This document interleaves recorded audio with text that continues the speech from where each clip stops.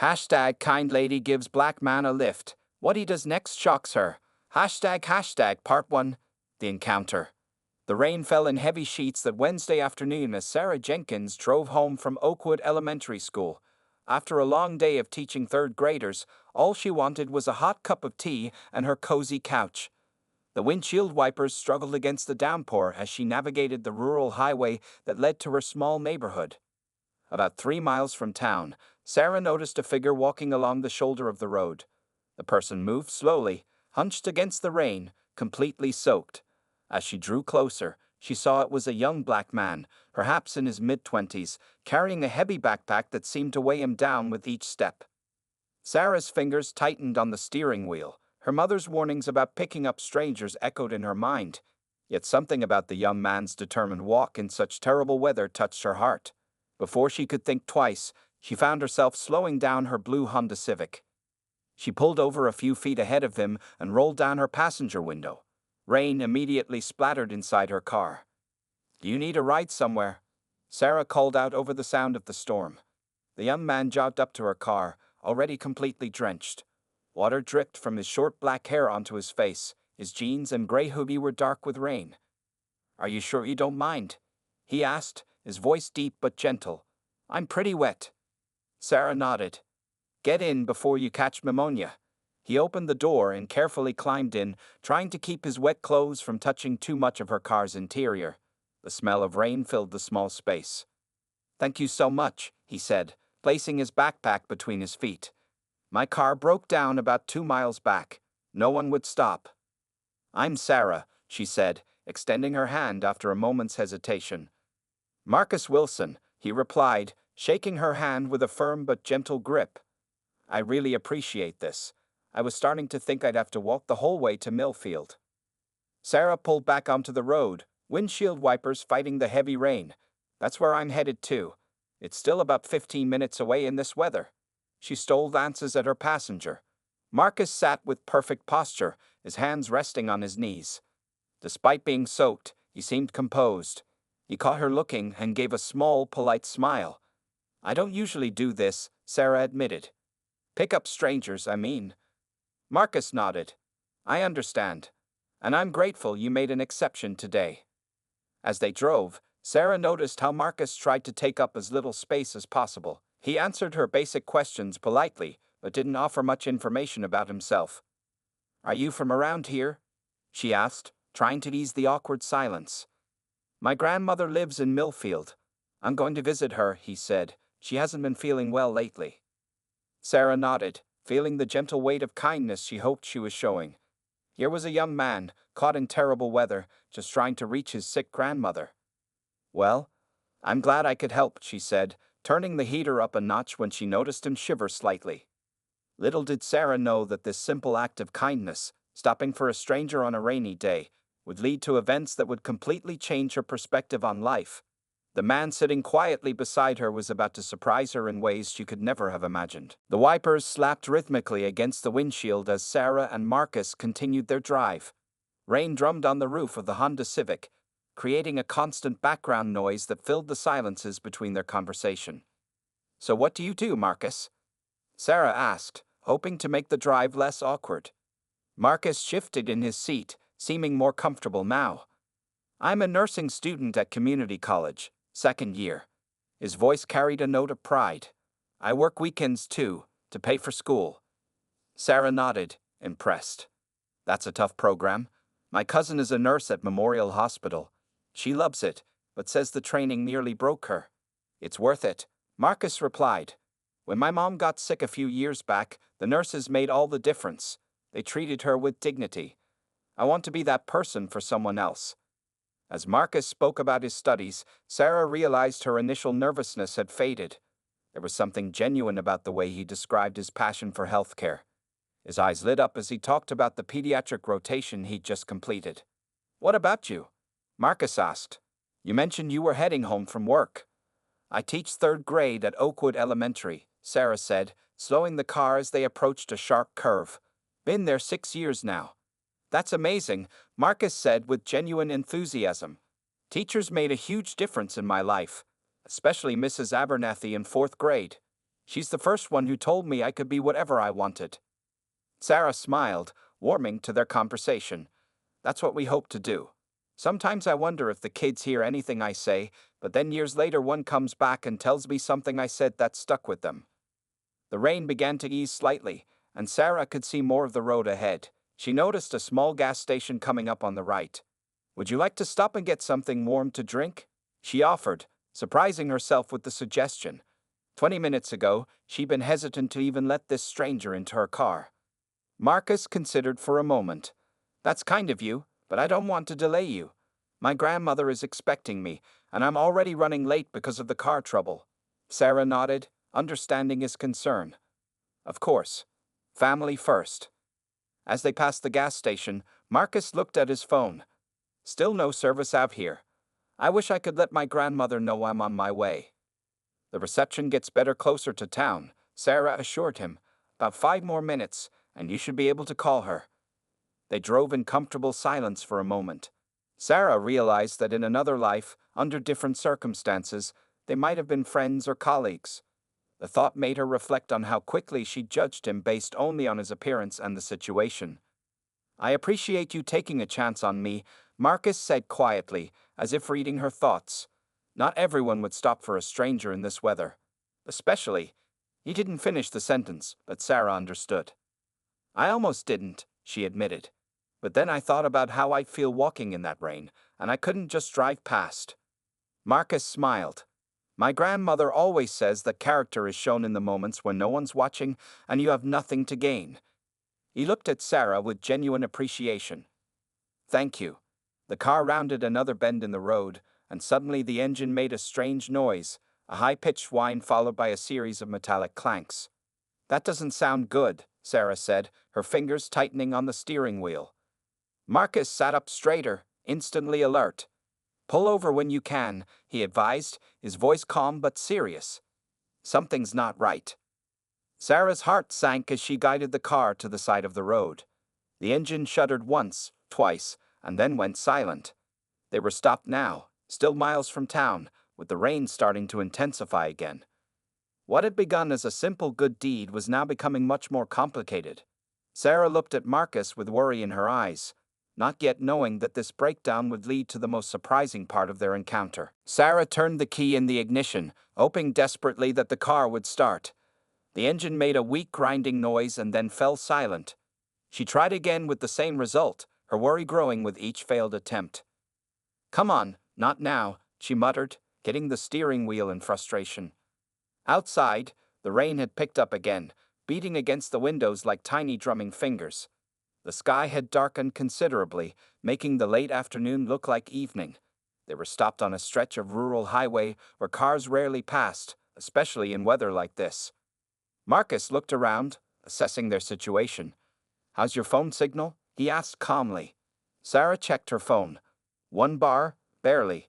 She tried to call roadside assistance, but the call wouldn't connect. No luck, she sighed, dropping the phone into the cup holder. They sat in silence for a moment, listening to the rain and watching the windows fog up from their breath. Sarah felt a knot forming in her stomach.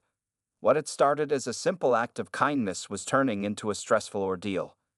I'm so sorry about this, she said, turning to Marcus. I was trying to help you, and now we're both stranded.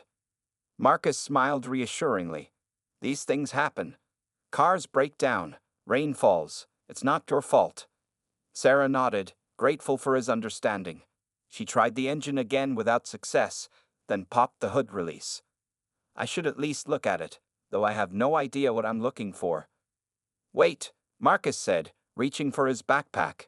Let me get my umbrella first. Sarah watched as he pulled a small black umbrella from his bag. You've had an umbrella this whole time? She asked, surprised. Marcus looked sheepish. It broke about a mile into my walk. That's why I was so wet. Despite their situation, Sarah found herself laughing. The tension in her shoulders eased slightly. Well, that explains it. They stepped out of the car, Marcus holding the broken umbrella over Sarah as best he could. The wind immediately caught it, bending one of the metal ribs further. Rain still managed to soak them as they moved to the front of the car. Sarah lifted the hood and stared at the engine, feeling completely lost. Steam rose from the hot metal parts as raindrops hit them, creating a misty cloud above the engine block. I change my oil every 3,000 miles, she said helplessly. That's the extent of my car knowledge. Marcus stood beside her, his eyes scanning the engine with surprising focus. When did the noise start exactly? He asked. Just before it died. First a whine, then some clanking sounds. Marcus nodded thoughtfully. Could be several things. Alternator, timing belt, or maybe something electrical given the rain. Sarah looked at him with surprise. You know about cars? Before Marcus could answer, a truck zoomed past them, going too fast for the wet conditions. It hit a puddle near the roadside, sending a wave of dirty water over them both. Sarah gasped as the cold water soaked through her clothes. Perfect, she said, wiping water from her face. Just perfect. Marcus didn't seem bothered by the additional soaking. Let's get back in the car. We're not going to solve anything standing in the rain. Back inside the Civic, they used some tissues from Sarah's glove compartment to dry their faces. Sarah's hair dripped onto her shoulders, and her light jacket was now completely soaked through. She shivered slightly. So what do we do now? She asked, trying to keep the worry from her voice.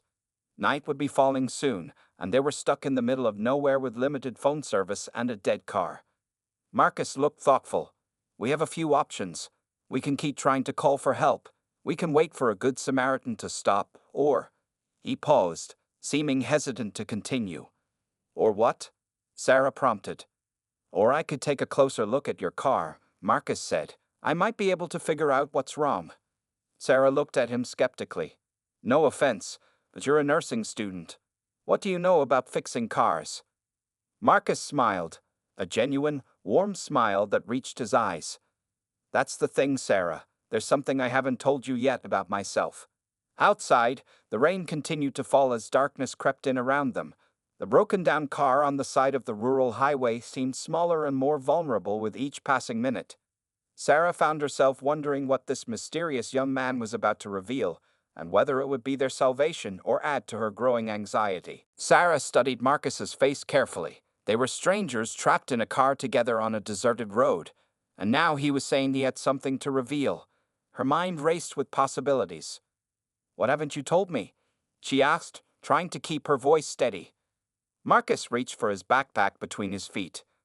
I'm a nursing student, that's true, he said, unzipping the main compartment. But I've been working on cars since I was 12 years old. He pulled out a small flashlight and what looked like a compact toolkit wrapped in canvas. My dad owns Wilson's Auto Shop in Millfield. I've been helping him fix cars most of my life. Sarah's eyes widened. Wilson's? The place on Maple Street?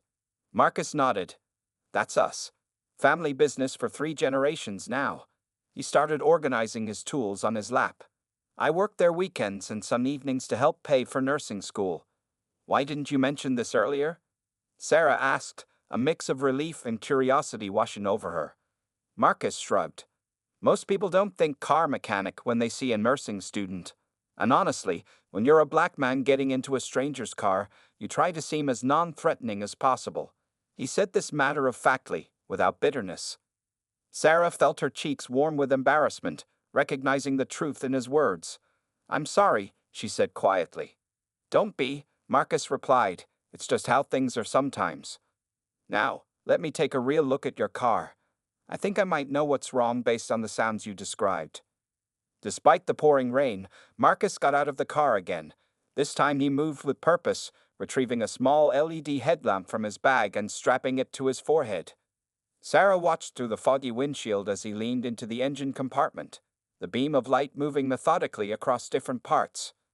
After about 5 minutes, he returned to the passenger side, his clothes even more soaked than before. Water dripped from his face as he opened the door. I have good news and bad news, he said, wiping his hands on a small towel from his bag. Give me the bad news first, Sarah said, bracing herself. Your alternator belt is shot. It's completely broken, Marcus explained. That's why your car died and won't start again. Your battery can't charge without it. Sarah sighed. And the good news? The good news is that I can fix it, Marcus said with confidence. At least temporarily. I have some emergency repair tape in my toolkit that should hold until we can get to town. Sarah stared at him in disbelief. You carry emergency car repair supplies in your backpack? Marcus smiled. Force of habit. Dad always said a good mechanic is ready for anything. He started sorting through his tools again. I was actually heading to my grandmother's house from the shop when my own car broke down. The irony isn't lost on me. So you're telling me, Sarah said slowly, that I picked up a stranded auto mechanic who can now fix my broken down car. Life's funny that way sometimes, Marcus replied with a small chuckle. I'll need to work in the rain for about 15 minutes. Then we should be good to go. Sarah shook her head in amazement. I don't even know what to say. It's like some weird miracle. I wouldn't call myself a miracle, Marcus said modestly. Just a guy with the right skills at the right time. He opened the door again, ready to brave the elements. Before stepping out, he turned to Sarah. By the way, the reason I was walking in the rain instead of calling someone from our shop is because my phone died hours ago. The charger in my car stopped working, and I forgot to bring a backup. Sarah laughed, the tension of their situation finally breaking. So the nursing student/auto mechanic needs a ride because his own car broke down and his phone is dead. You couldn't make this up if you tried. Marcus grinned, his white teeth flashing in contrast to his dark skin. Truth is stranger than fiction, Ms. Jenkins. As he stepped back into the rain, Sarah watched him with newfound respect. The man she had hesitantly picked up on the side of the road was turning out to be exactly the person she needed in this crisis. The twist of fate wasn't lost on her. How easily she might have driven past him, never knowing that he carried the solution to a problem she didn't yet know she would have. Outside, Marcus got to work, his hands moving with practiced precision despite the relentless downpour. Sarah sat in the driver's seat, marveling at how quickly her perception had changed and wondering what other surprises this chance encounter might bring. Rain streamed down Marcus's face as he worked under the hood of Sarah's Honda. His fingers moved with practiced precision despite the cold water making everything slippery.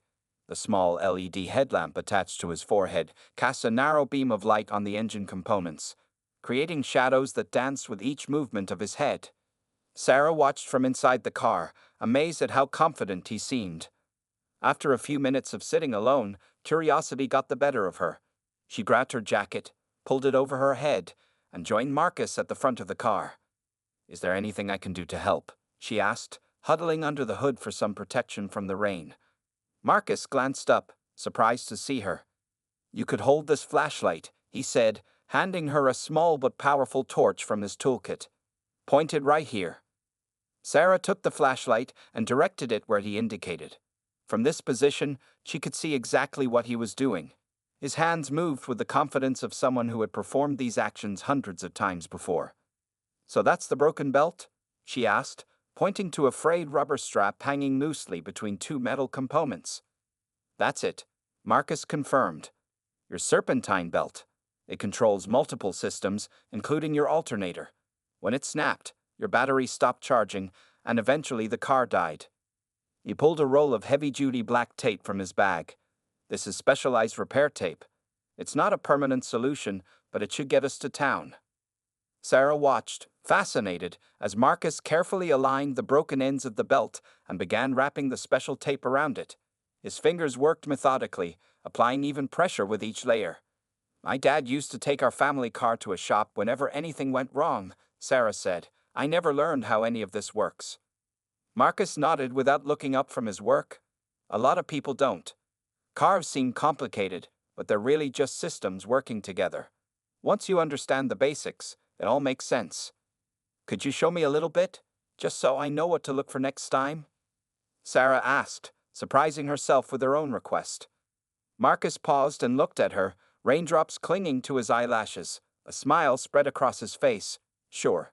Let me finish this repair first, then I'll give you a quick lesson. For the next 10 minutes, Marcus worked silently, his concentration intense as he finished securing the belt. The rain continued to fall, but less heavily now. Occasionally, a car would pass by, its headlights briefly illuminating them before disappearing into the distance. Finally, Marcus straightened up. That should do it, he said, wiping his hands on his towel. Now, want that quick lesson? Despite the rain and cold, Sarah nodded eagerly. Marcus pointed to different parts of the engine, explaining each one's function in simple terms. This is your battery. It stores electrical energy. The alternator, this part here, recharges it while you drive. The belt connects these systems and helps them work together. He continued his impromptu lesson, showing her how to check oil levels, identify the brake fluid reservoir, and locate the coolant tank. Sarah listened intently, asking questions and trying to memorize everything he said. Most car trouble gives you warning signs, Marcus explained.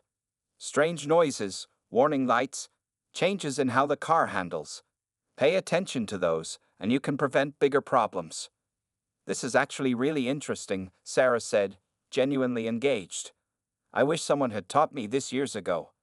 Marcus closed the hood carefully. It's never too late to learn, ready to see if our fix worked. They got back into the car, both soaking wet, but somehow in better spirits than before. Sarah turned the key in the ignition, holding her breath. The engine coughed once, twice, then roared to life. Yes, Sarah exclaimed, clapping her hands together in delight. The dashboard lights glowed steadily, and the engine hummed with a healthy sound. Marcus grinned, looking equally pleased. The tape should hold until we reach town. Just drive gently, no sudden acceleration. Sarah put the car in drive and carefully pulled back onto the road. The windshield wipers swept away the rain, revealing the wet highway ahead. I can't believe you fixed it, she said, still amazed at their turn of fortune. You're like a guardian angel disguised as a stranded nursing student. Marcus laughed, the sound warm and genuine. Just a guy with the right skills at the right time, he repeated. And don't forget, a very lucky one. After all, you're the one who stopped to help me. The windshield wipers swept back and forth as Sarah steered the car carefully down the wet highway. The rain had eased to a gentle patter, and the clouds were beginning to break apart, allowing occasional glimpses of the setting sun. Inside the car, both Sarah and Marcus were slowly drying out, the heater working hard to combat the chill from their soaked clothes. So nursing and auto repair, Sarah said, glancing at Marcus. That's an unusual combination. Marcus smiled, looking more relaxed now that they were back on the road. I guess it is, but to me, they're not that different. Both are about solving problems and helping people. I never thought about it that way, Sarah admitted. What made you choose nursing over taking over your family's shop? Marcus looked out the window for a moment before answering. 3 years ago, my mom got diagnosed with breast cancer. Stage 3, his voice softened at the memory. The doctors were great, but it was the nurses who made the real difference. They were there every day, explaining things, making her comfortable, treating her like a person instead of just another patient. Sarah listened quietly, sensing the importance of his story. There was this one nurse, Michael, Marcus continued. He'd sit with Mom during chemo, tell her jokes, explain everything that was happening in her body. He made something terrifying feel manageable. Marcus turned back to Sarah. That's when I knew what I wanted to do with my life. Is your mom okay now? Sarah asked gently. Marcus nodded, his face brightening. 2 years cancer-free. She runs the front desk at our shop and tells everyone who comes in about her son, the nursing student. Sarah smiled at the image. She sounds wonderful. She is, Marcus agreed. What about you? Was teaching always your plan? Sarah shook her head. Not at all. I struggled with reading as a kid, dyslexia. School was pretty miserable until 4th grade when Mrs. Rodriguez figured out what was happening and got me help. That must have been hard, Marcus said. It was. Kids called me stupid. I believed them, Sarah admitted. But Mrs. Rodriguez showed me that having a different learning style didn't make me less smart. She stayed after school to work with me, found methods that clicked with my brain. Sarah slowed the car as they approached a curve. By high school, I was on the honor roll. I decided then that I wanted to be that person for other kids, the one who sees their potential when nobody else does. Marcus nodded appreciatively. Teachers and nurses were not so different either. I guess not, Sarah agreed. We both help people through tough spots. They drove in comfortable silence for a few minutes, the shared stories creating a bridge between them. Sarah realized how quickly they had moved from strangers to something more, not quite friends yet, but people who understood something important about each other. Can I ask you something? Sarah said finally. And feel free not to answer if it's too personal. Go ahead, Marcus replied. Earlier, You mentioned that as a black man getting into a stranger's car, you tried to seem non-threatening. Do you? Is that something you think about a lot? Marcus didn't answer immediately.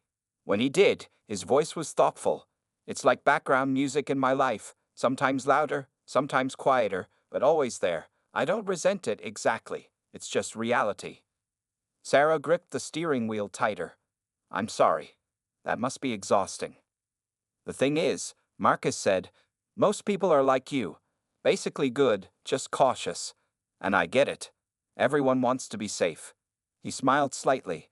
But yeah, it gets tiring always making yourself smaller so others feel comfortable. Sarah nodded, not knowing quite what to say but wanting him to know she was listening. That's why what you did means a lot. Marcus continued. Stopping for me in the rain, taking that chance. Small moments like that, they matter. As they approached the outskirts of Millfield, streetlights began to appear along the road, their glow reflected in the wet pavement. The car's headlights illuminated a sign. Welcome to Millfield, a small town with a big heart. We made it, Sarah said, feeling a strange mixture of relief and disappointment that their journey was ending. Thanks to your kindness and my take job, Marcus replied with a laugh. Not bad teamwork for two strangers who met in the rain. Sarah smiled, realizing that somehow, in the space of a few hours, they had become much more than strangers. The lights of Millfield grew brighter as Sarah and Marcus entered the small town. Main Street was mostly empty, with only a few cars parked outside the diner that served as the town's social center. Rain still fell in a light drizzle, making the pavement shine under the streetlights. Where should I drop you? Sarah asked, slowing the car as they approached the town square. Marcus checked his watch. My grandmother lives on Elm Street, about 6 blocks from here.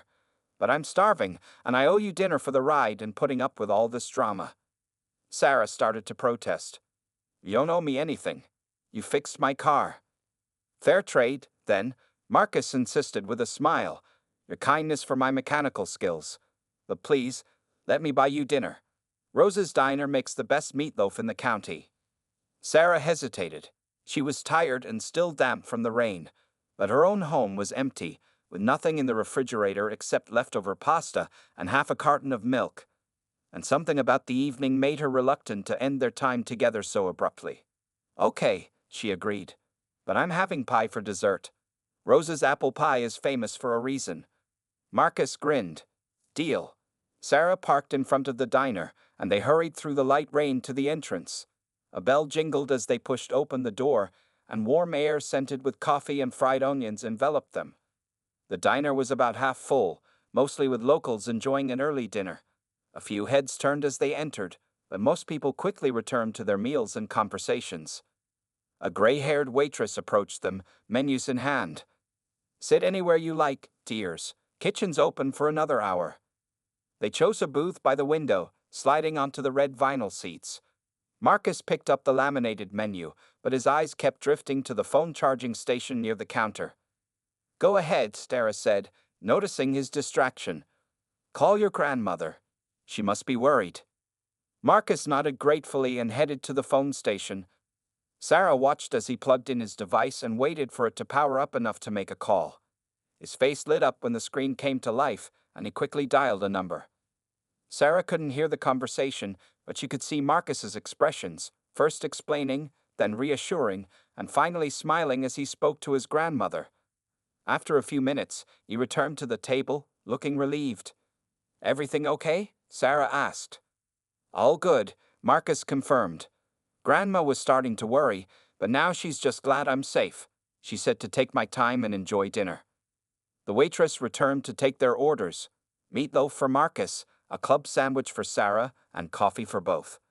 As they waited for their food, conversation flowed easily between them, as if they'd known each other much longer than just a few hours. So tell me about your grandmother, Sarah said, warming her hands on her coffee mug. Marcus's face softened. Grandma Louise is amazing. 78 years old and still sharp as a tack. She raised me after my parents divorced when I was 10. Dad was working long hours at the shop, and Mom needed time to get back on her feet. She sounds special, Sarah said. She is. Taught elementary school for 40 years before retiring. Sarah perked up. Really? Where? Right here in Millfield. Oakwood Elementary, actually. Sarah's coffee mug stopped midway to her lips. Wait, Louise Wilson.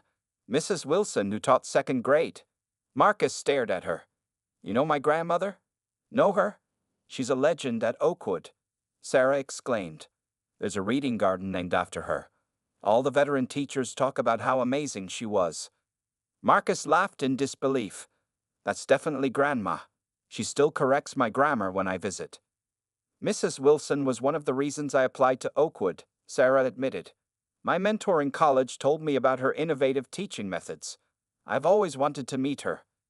The waitress arrived with their food, placing steaming plates in front of them. As she walked away, Marcus looked at Sarah with wonder in his eyes. So let me get this straight, he said slowly. You teach at the school where my grandmother was a beloved teacher for decades. You picked me up in the rain, I fixed your car. And now we're having dinner in her favorite diner. Sarah shook her head in amazement. Of all the stranded nursing students in the world, I had to pick up one with a direct connection to my school. The universe works in mysterious ways, Marcus said, raising his coffee mug in a toast. Sarah clinked her mug against his, feeling as though something important was happening, something neither of them could have planned or expected when the day began. 6 months had passed since that rainy evening when Sarah Jenkins gave a ride to a stranger named Marcus Wilson. Spring had arrived in Millfield, bringing warm sunshine and flowers that dotted the town's parks and gardens. Sarah pulled her blue Honda Civic into the parking lot of Wilson's auto shop. The car had been running perfectly since that temporary repair on the highway, but it was time for regular maintenance. She could have gone to any garage in town. There were 3 others that were actually closer to her home, but she specifically chose to come here. As she stepped out of her car, she noticed the shop looked different from other garages.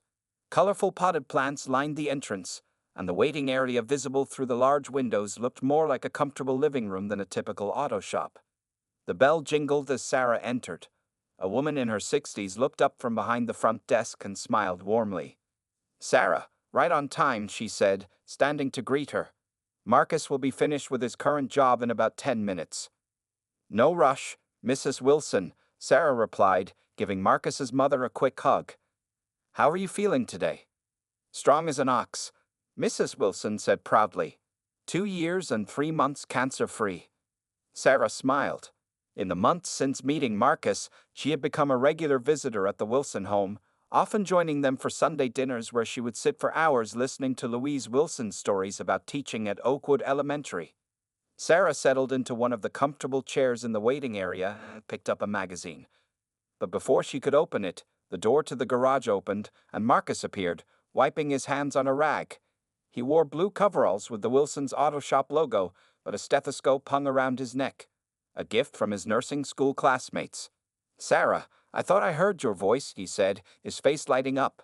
Car running okay? Perfect, she confirmed. Just here for the oil change we scheduled. Marcus nodded. I'll take care of it myself after I finish up with Mr. Peterson's truck.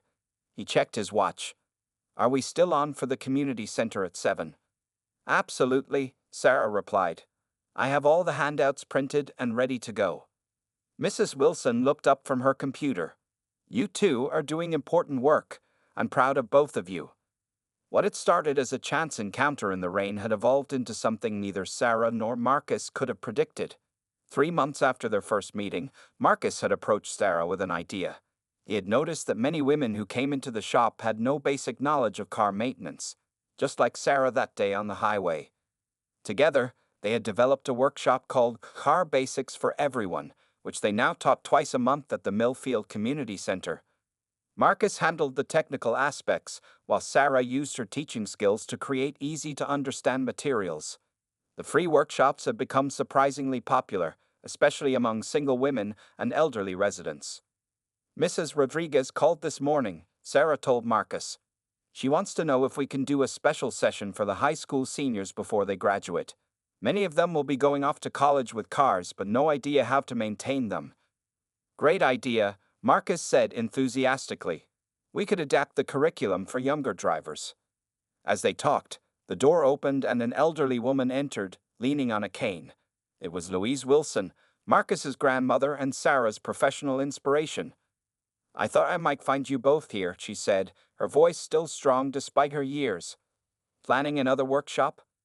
Sarah stood to help Mrs. Wilson to a chair. Yes, ma'am. Your grandson is turning the whole town into amateur mechanics. Louise patted Sarah's hand. And you're helping him do it. What a wonderful partnership.